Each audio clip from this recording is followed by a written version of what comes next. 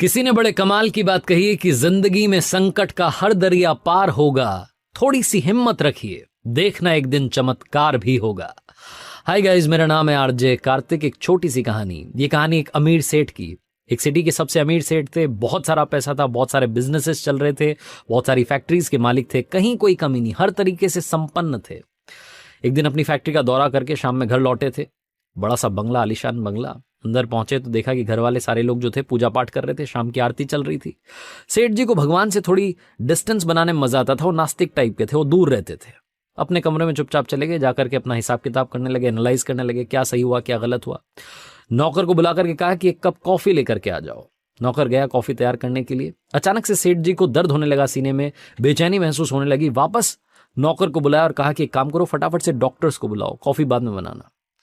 उस सिटी के जो टॉप हॉस्पिटल के डॉक्टर्स थे वो सारे के सारे आए, आकर के जांचें करी, बहुत सारी रिपोर्ट्स आई। मालूम चला कि सेठ जी हर तरीके से परफेक्टली फाइन थे। सेठ जी ने कहा कि मुझे तो अभी भी बेचैनी हो रही है, मेरे लिए तो दवाइयां लिखी। डॉक्टर्स ने कहा कि आप ठीक हैं, कहाँ परेशान हो रहे हैं। फिर भी सेठ जी का मन था, वो अंदर ही अंदर अजीब सा महसूस कर रहे थे। तो डॉक्टर्स ने दवाइयां लिख दी और साथ में नींद की गोली लिख दी कि अगर नींद ना आए तो ये भी ले लेना, लेकिन आप आज आराम करना, किसी बात की वजह से शायद आप परेशान हैं, इसीलिए आपको बेचैनी हो रही है। नौकर ने खाना तैयार किया, दवाइयां लेकर के आ चुका था। सेठ जी ने दवाई ली, सोने के लिए बिस्तर पर चले गए, लेकिन नींद नहीं आ रही थी, करवट बदल रहे थे। बिस्तर से उठ करके वो नींद की गोली भी ले ली, लेकिन तब भी नींद नहीं आ रही थी। बहुत देर हो गई थी। घड़ी उठा करके देखा तो रात की 3 बज रही थी, सन्नाटा था, हर तरफ शांति थी। उन्हें लगा कि इस बंद कमरे में शायद घुटन हो रही होगी। कमरे से बाहर निकले, अपने आलीशान बंगले के बगीचे में गए, गार्डन में जाकर के टहलने लगे, लेकिन वो वहां भी उन्हें सुकून नहीं आ रहा था। उन्होंने सोचा कि थोड़ा बाहर टहल करके आता हूं। घर से बाहर निकल गए, कॉलोनी में सड़क पर टहलते टहलते दूर चले गए। इतने ख्यालों में खोए हुए थे, फैमिली को लेकर के, बिजनेस को लेकर के, पता नहीं 50 बातें चल रही थी कि घर से कब दूर आ गए मालूम ही नहीं चला। सड़क किनारे एक चबूतरा था, वहां जाकर के बैठ गए, चप्पल नीचे उतार दी, आराम से बैठे थे। उसके बाद में अपने बचपन को याद करने लगे, उन दिनों को याद करने लगे जब स्ट्रगल किया करते थे, जब लाइफ में कुछ नहीं था। वो सारे दिन याद आने लगे। सेठ जी अपने ख्यालों में थे, तभी वहां एक कुत्ता आया और उनकी एक चप्पल अपने मुंह में दबा करके भाग गया। सेठ जी ने देखा तो फटाफट से उसके पीछे भागे अपनी चप्पल छुड़वाने के लिए।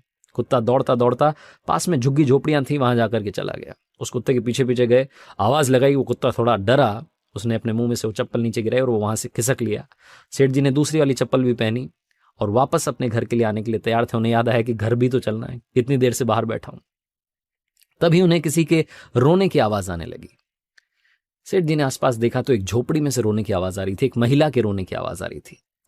तकरीबन सुबह के 4 बज रहे होंगे, काफी देर हो चुकी थी। सेठ जी ने सोचा कि क्या करूं, जाकर के पूछूं क्या बात है या फिर अपने घर चले जाऊं। उनके मन ने कहा कि घर चलते हैं, कहां फालतू के पंगे में पड़ना है, अपना काम करते हैं, अपन अपने काम से काम रखते हैं। सेठ जी घर की तरफ चलने के लिए आगे बढ़े, 4-5 कदम आगे बढ़ाए। फिर मन में दूसरा ख्याल आया कि एक बार जाकर के पूछ तो लूं, पता तो कर लूं कि बात क्या है।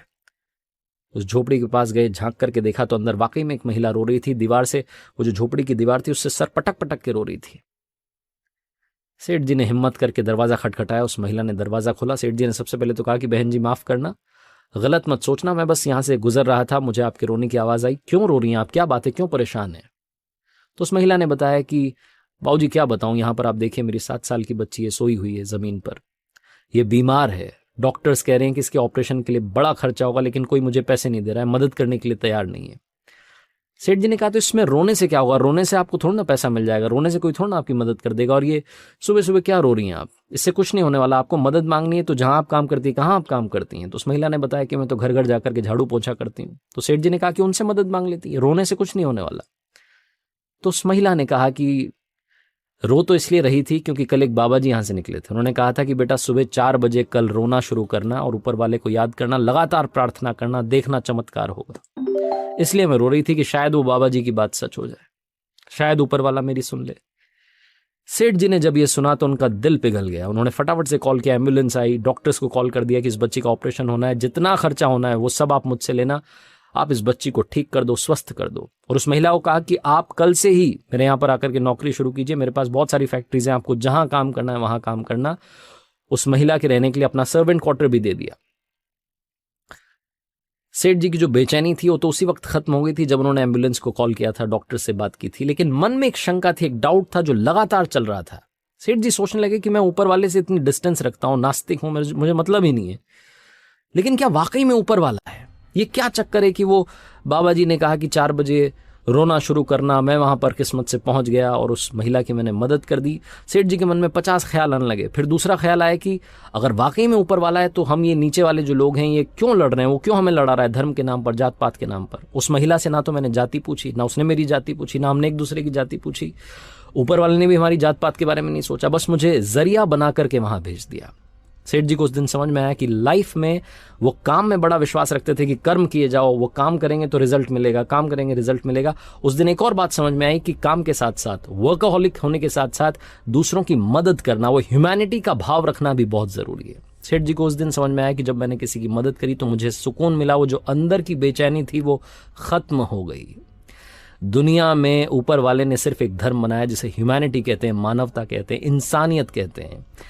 ये कहानी काफी कुछ सिखाती है। पहली बात तो सिखाती है कि अगर आप भरोसा रखेंगे तो चमत्कार जरूर होगा। दूसरी बात सिखाती है कि जिंदगी में एक दूसरे की मदद करते चलेंगे तो आपकी मदद अपने आप ऊपर वाला करेगा। और तीसरी सबसे बड़ी बात सिखाती है कि जिंदगी में ज्ञान बांटने से हमेशा कुछ नहीं होता, मुस्कान भी बांटना जरूरी होती है। इसलिए आरजे कार्तिक हर कहानी के आखिरी में कहता है, ऊपर वाले के आशीर्वाद के साथ, अपनी मेहनत के साथ, अपनों के प्यार के साथ कर दिखाओ कुछ ऐसा कि दुनिया करना चाहे आपके जैसा।